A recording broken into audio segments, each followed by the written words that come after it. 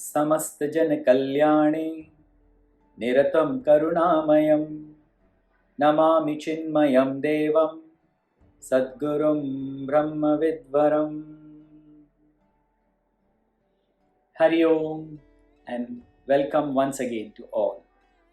Hari Om and welcome to our next session of Vedānta Yajņa. I am delighted to join all of you today, and I thought I will take this opportunity because we are in between two parts of our series of lectures. We have just concluded the first part, which spoke about what is Vedānta that you are going to study, its aspects, and most important, the eligibility of a student. Not only just the eligibility, but also the competency of the student. And this competency can be increased by recognizing the wealths which are hidden in you. And we have spoken about the Shadasampatti and also the other 4 qualities that are required, which included the Shadasampatti. Now, what is all this for? We have understood clearly that our subject is spirituality. What does that mean? That besides the body and even the mind or the intellectual capacity, we want to know and understand something that is deeper, the deepest and the subtlest, and that is the spirit. So this is the topic or the knowledge of understanding your own true self in the form of the spirit, which enables all other aspects of your life to exist. Our rishis and the great saints of yesteryear from the Indian subcontinent or from this part of the geographical structure of earth, they were known as rishis. Simply translated, seer scientists who had the vision, who could see into the future and the past.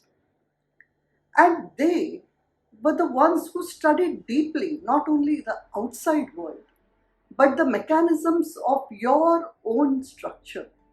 And when we say our own structure, of course, we all know it includes our bodies, it includes our mind, our intellectual capacity, our egos, and beyond that, the consciousness, the subconsciousness, and that which is termed as Param Ātmā. The word Atman over here meaning the consciousness, and that is what this Vedanta study is about. Why do we do this? First of all, the eligibility tells us that mumukshutvam, or the curiosity to know what is beyond just this world that we involve ourselves or which revolves around us.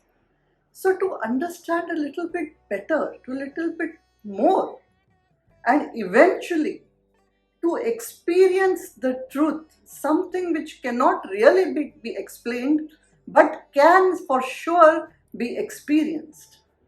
Now, how to experience something which cannot be explained? So something which is unexplainable has to be explained using what we understand, meaning that which has already been explained. This is the only way to go forward. And ultimately, for each one of us, we have to experience the truth which exists. And that is the real mystery, or let us say that is the curiosity or the goal of our lives. So what we have just concluded in the last session was these aspects of eligibility and competency, and we are going to come to the next part or the next aspect of what is the Atma. I would request Jagdish now to explain and take it further. Thank you. Thank you very much, Rajshree. So beautifully said. So at this moment, understand that the student is already knowing what an eligible student is supposed to be, and all those qualities he possesses. So with reverence to the teacher, with the understanding there is so much more to learn, he posts a question. Hey Guru, oh my teacher, what is the truth? behind all this that we are seeing, Jagat. And the Guru smilingly, lovingly explains that everything that you see is only Atma, the self. Only Atma is real. Rest everything is unreal. Yes, the student also goes quiet, like we have gone quiet. He says, beg your pardon? Atma is real. Rest everything is unreal. This gets us to the question that what is the meaning of real, unreal, what Shastra or the Gurus are trying to point out. What we understand, the English word real, is not what the Gurus are trying to explain. This is the difference between the word meaning and the deep-rooted meaning. The word meaning, Vachya Artha. The deep-rooted meaning, the Laksha Artha. Now then we should understand what is the meaning, according to the Shastra, the deep-rooted meaning of real.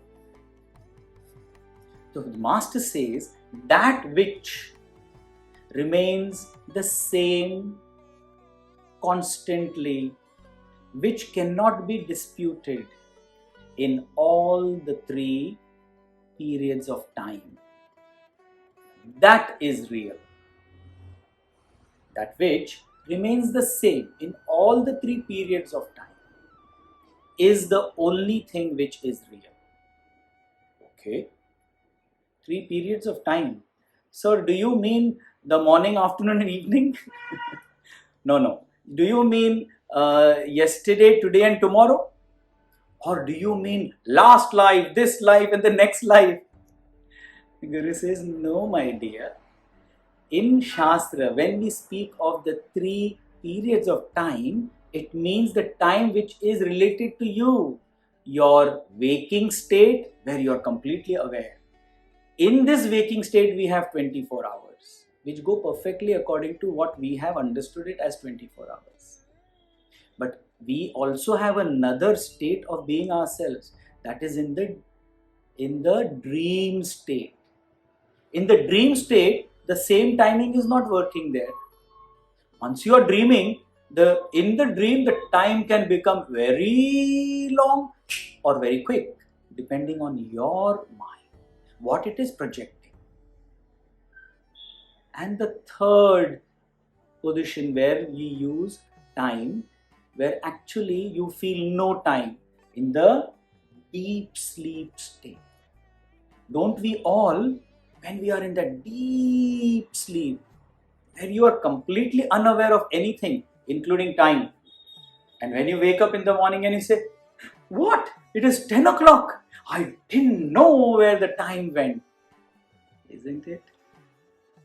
So these are the 3 periods of time which Shastra speaks, that in all these 3 periods of time, there was one thing which was constant. For example, in the waking state, our body, our mind, our feeling about the time was there. And in the dream state, there was the body, but it was not this body. Sometimes in a dream, our body is very long, sometimes short. Sometimes you are strong, sometimes you are weak, you are different. Time is also associatedly differently. So there was time in waking state, there was time in dream state also, but in a different way. It changed. And in the deep sleep state, there was no time, there were no things, there were no beings. Forget about anybody. There was no you, there was no mind. So these are changing as per the time. So they cannot be real. But amongst all these 3 periods, there was something which was constantly there, unchanging, unmoving. What was that? The consciousness. Now, so that we understand this a little more, let us understand the second word, the word which was unreal. So if according to Shastra this is what real is, then what is according to Shastra unreal? Real means Sat, the word Sat. Unreal, the word means asat. Now what is asat? Which cannot be. For example, shall I give an example to understand? Please.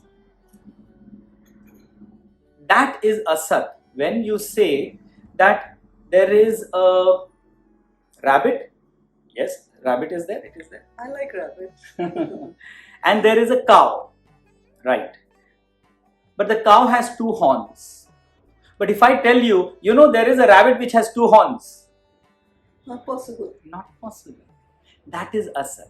To give a very quick other example, if we say, I saw an animal which was having a neck of a giraffe, body of an elephant and legs of a cheetah.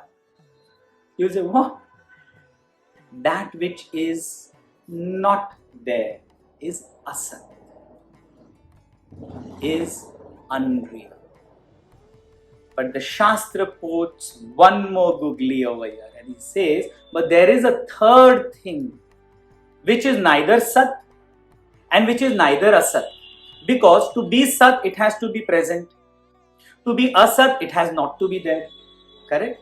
So this is the third thing which we call it as illusion, or in Sanskrit, mithya.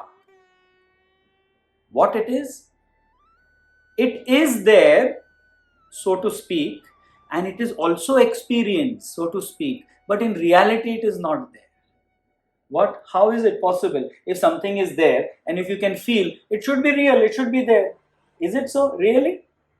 Is it? Let's take an example quickly of such a thing. We have all traveled in the desert. The mirage waters. You feel there. You see there. You see the waves. But is it really there? It's not. But even after you know that it is not there, can't you see it? You can see it. You can actually feel that there is water. This is mithya.